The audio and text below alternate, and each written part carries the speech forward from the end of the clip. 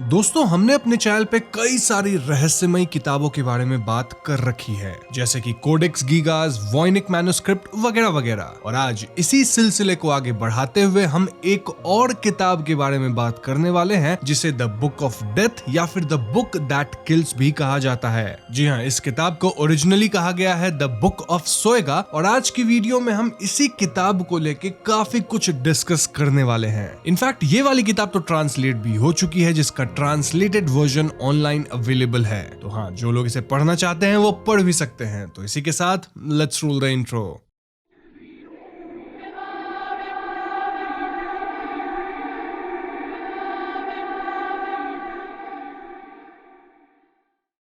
Book of सोएगा या अल्दारिया पुस्तक को 16th सेंचुरी में लैटिन भाषा में लिखा गया था, जिसे जादुई किताब के रूप में जाना जाता था। ये किताब किसने लिखी ये तो हम नहीं जान पाते हैं, लेकिन इसके साथ क्वीन एलिजाबेथ के प्रीस्ट जॉन डी का नाम जोड़ा जाता है। 16वीं शताब्दी में इस रहस्यमय किताब की एक कॉपी जॉन डी के पास थी, जिनके मृत्यु के बाद वो कॉपी आश्चर्यजनक रूप से गायब हो गई। लेकिन फिर हाल ही में 1994 यानी 1994 में ये ब्रिटिश लाइब्रेरी में पाई गई। अब ये तो किसी को नहीं मालूम कि ये किताब अचानक से कहां से प्रकट हो गई इन द लाइब्रेरी, लेकिन इस किताब ने पूरी दुनिया में हलचल जरूर मचा दिया। लोगों में अफवाहें फैलने लगी कि इस किताब के जरिए हम इस ब्रह्मांड के कुछ ऐसे रहस्यमयी बातों को जान सकते हैं जो आम लोग कभी नहीं जान पाते, और इसीलिए कई स्कॉलर्स जुट गए इस किताब को डिसाइफर करने में। नाउ तो क्वेश्चन इज कि ये जो अफवाहें थी वो कितनी सच थी। वेल, आगे की वीडियो में मैं सब कुछ क्लियर कर दूंगा। अब कई सोर्सेज की माने तो जॉन डी के मृत्यु के बाद 1692 में इस किताब को ऑक्शन में बेच दिया गया था, जिससे ये अज्ञात लोगों के हाथ लगते लगते फाइनली ब्रिटिश लाइब्रेरी पहुंची थी। अब किताब का एक्चुअल ट्रैवल पाथ क्या था, इसके बारे में किसी को नहीं पता। मतलब ये किन के हाथ लगी थी, देन फाइनली किस तरह से ब्रिटिश लाइब्रेरी पहुंची, वेल, इस पे हम टिप्पणी नहीं कर सकते। लेकिन एक बात श्योर है कि ये किताब बहुत सारे लोगों के हाथ लगी थी, और 1692 से ही ये ब्रिटिश लाइब्रेरी के अंदर तो नहीं थी, इसे बाद में डाला गया। खैर, किताब की बात की जाए तो इसमें कुल 3 मेजर चैप्टर्स हैं। इन चैप्टर्स के नाम है लिबर अल्दारिया, लिबर रेडियोरम और लिबर डेसिमस सेप्टिमस। लिबर अल्दारिया वाली चैप्टर सबसे बड़ी है विथ 95 पेजेस, और लिबर रेडोरियम 65 पेजेस की है, और इसकी आखिरी चैप्टर सिर्फ 2 पन्नों की है। इस पुस्तक के आखिरी के 18 पन्नों में कुछ मैन्युस्क्रिप्ट्स हैं, जिसमें 36 टेबल्स ऑफ लेटर्स बने हैं। अब आपके मन में आ रहा होगा कि भैया इस किताब के अंदर का कंटेंट है क्या? वेल, इस किताब में जादू टोना, भविष्यवाणी और नक्षत्र जैसे विषयों से लेकर दैत्य, दानव, परियों जैसे आश्चर्यजनक विषयों का उल्लेख है, जिसे स्वयं जॉन डी भी डिसाइफर नहीं कर पाए थे। देखा जाए तो इसके आखिरी के 36 टैबलेट्स को डिसाइफर करना वाज द मेन इंटेंशन, जो उनसे कभी नहीं हो पाया। कहा जाता है कि जॉन डी ने इस किताब में लिखी भाषा को डिसाइफर करने के लिए एंजल यूरियल को भी समन करा था, जिन्होंने ये बात कही थी कि द बुक ऑफ सोएगा को आर्च एंजल माइकल के सिवा कोई भी डिसाइफर नहीं कर सकता है। लेकिन एंजल यूरियल ने जॉन डी को इस पुस्तक के कुछ विषयों के बारे में अवगत कराया था, जैसे गार्डन ऑफ ईडन में एडम को भी इस पुस्तक का ज्ञान दिया गया था, और हम सब जानते हैं कि एडम क्रिश्चियनिटी के मुताबिक पहला मनुष्य था। यूरियल ने जॉन डी को यह भी कहा था कि अगर कोई इस पुस्तक को पूरा पढ़ लेता है और सारे रहस्य को जान जाता है, तो उसकी 2 से 3 साल के अंदर मृत्यु हो जाएगी।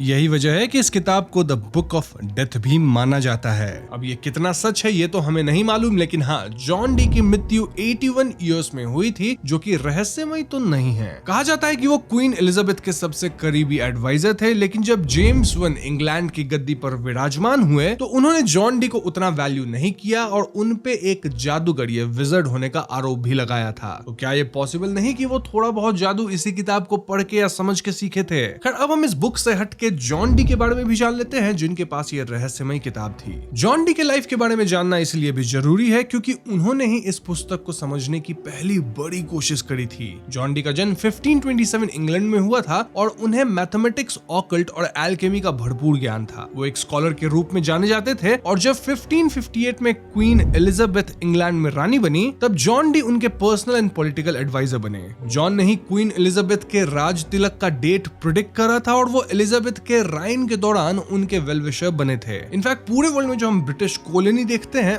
उनको भी जॉन डी ने ही प्रपोज किया था। उन्होंने अपनी पूरी लाइफ में कई अजीब अजीब प्रिडिक्शंस करे थे, जो कि सच हुए। जैसे 1665 में लंदन के ग्रेट प्लेग को उन्होंने पहले ही प्रेडिक्ट कर दिया था। फिर नेपोलियनिक वॉर्स को प्रेडिक्ट करना, in fact first and second world war का प्रेडिक्शन, देन ब्रिटिश के डीकोलोनाइजेशन, ये सारी भविष्यवाणी उन्होंने 16th सेंचुरी में ही कर दी थी। नॉस्ट्राडामस जो कि बहुत बड़े एस्ट्रोलॉजर रहे हैं ऑफ ऑल टाइम, वो भी उन्हीं के टाइम के थे। और देखा जाए तो जॉन डी की भविष्यवाणी काफी हद तक सही साबित भी हुई। तो दिस बेग्स अ क्वेश्चन कि उन्हें इतना सारा ज्ञान मिला कहां से? मतलब इस तरह का अनुमान लगाना, वो भी 200-300 साल पहले, काफी ज्यादा कठिन था। तो इसीलिए लोग जॉन डी को द बुक ऑफ सोएगा से जोड़ते हैं, ये कहते हुए कि जॉन डी को इसके अंदर के कंटेंट्स के बारे में सब कुछ पता चल गया था और इसकी मदद से ही वो भविष्यवाणी कर पा रहे थे। तो हाँ, कहीं ना कहीं हम समझ सकते हैं कि द बुक ऑफ सोएगा कोई मनगढ़ंत कहानियों वाली किताब नहीं, बल्कि उसमें सचमुच को जादू या रहस्यमयी बातें जरूर है। अब ये तो एक नॉर्मल इंटरप्रिटेशन हुआ किताब का, देन जॉन डी के लाइफ का, लेकिन कई ऐसे भी लोग हैं जो कि मानते हैं कि किताब के अंदर कुछ नहीं है, बस उल्टी पुल्टी बातें लिखी हुई हैं। और जहां तक प्रेडिक्शंस की बात है तो जॉन डी ने काफी कुछ प्रेडिक्ट किया था और उसमें से कुछ बातें सही हुई हैं। इट्स जस्ट लाइक कि अगर आप बहुत कुछ बोल देते हो तो आपकी कुछ बातें तो सही निकल ही जाएंगी।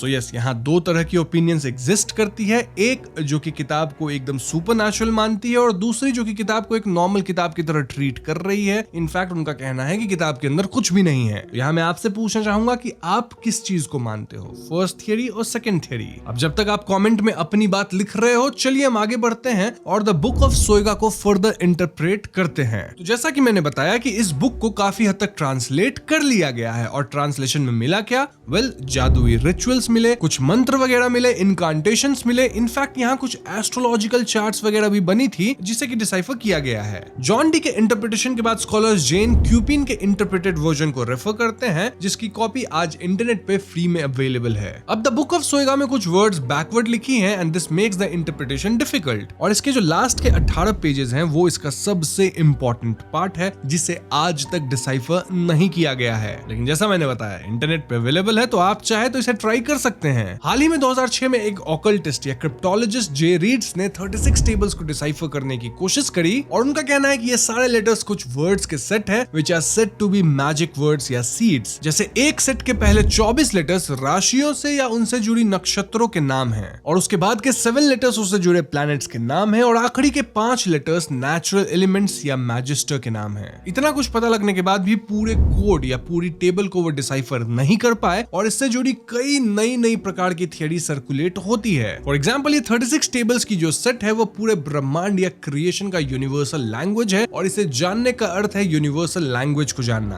और इसी आखिरी के 36 टेबल्स को डिसाइफर करना वाज द मेन इंटेंशन, जो उनसे कभी नहीं हो पाया। कई स्कॉलर्स का मानना है कि इस किताब के अंदर जितनी भी बातें या थियरीज हैं वो पूरी तरह से क्रिश्चियनिटी से रिलेटेड है। मतलब मोस्ट ऑफ द बातें रिलीजियस हैं और इसी वजह से कई लोग इसे एक रिलीजियस बुक भी मानते हैं। खैर, सच क्या है ये तो तभी पता चलेगा जब इस पूरे टेबल को डिसाइफर कर लिया जाएगा। और हम सब जानते हैं कि आजकल एआई का युग है जहां पे चीजों को डिसाइफर करना थोड़ा आसान तो हो गया है एज कंपेयर टू बिफोर। तो हाँ, लेट्स वेट एंड वॉच कि अगर कोई एआई की मदद से इसे डिसाइफर करता है। लेकिन तब तक मैं यहाँ आपको थोड़ा सा जेन क्यूपिन वाले डिकोडेड वर्जन को समझा देता हूँ, क्योंकि वहां जिस तरह की बातें लिखी हुई है उससे आपको किताब का थोड़ा और आइडिया मिल जाएगा। फॉर एग्जाम्पल, वहां लिखा है कि ईश्वर जो कि इस सृष्टि के निर्माता है और सभी के भगवान है, वो सभी चीजों के उद्गम और बनने का कारण है। ये पेज 19 का एक ट्रांसलेशन है। देन कुछ और ट्रांसलेशंस ऐसे हैं जैसे भगवान पे विश्वास करना चाहिए और जो भी कैथोलिक है उन्हें अपने ईश्वर या परमात्मा पर पूर्ण रूप से भरोसा करना चाहिए। सो इस तरह के कुछ ट्रांसलेशंस को सुनकर या पढ़कर तो यही लग रहा है कि रीसेंट स्कॉलर्स ने इस बुक को क्रिश्चियनिटी के रूट्स के साथ जोड़ने की कोशिश करी है। अगर आप भी इस रहस्यमय पुस्तक के विचारों को पढ़ना चाहते हैं तो इंटरनेट आर्काइव वेबसाइट पे जाकर इस पुस्तक के इंटरप्रिटेशन को पढ़ सकते हैं, जिससे आप अपनी थियरी डेवलप कर पाएंगे।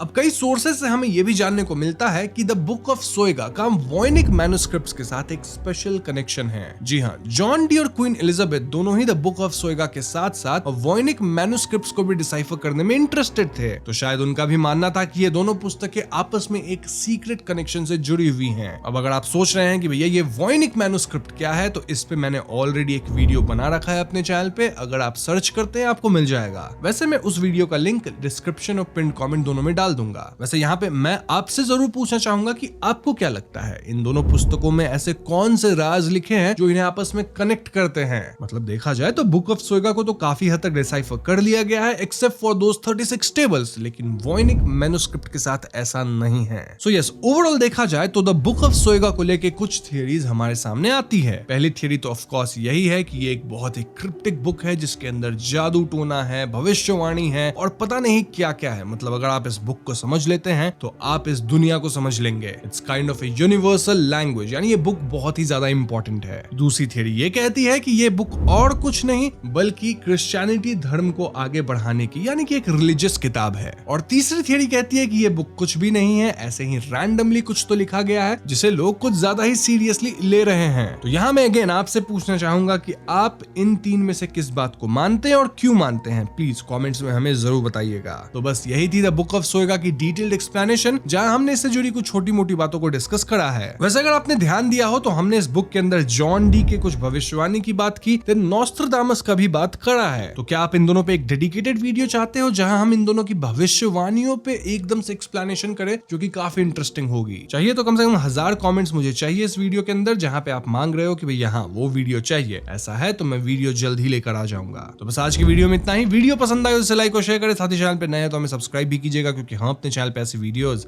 लाते रहते हैं। पीस।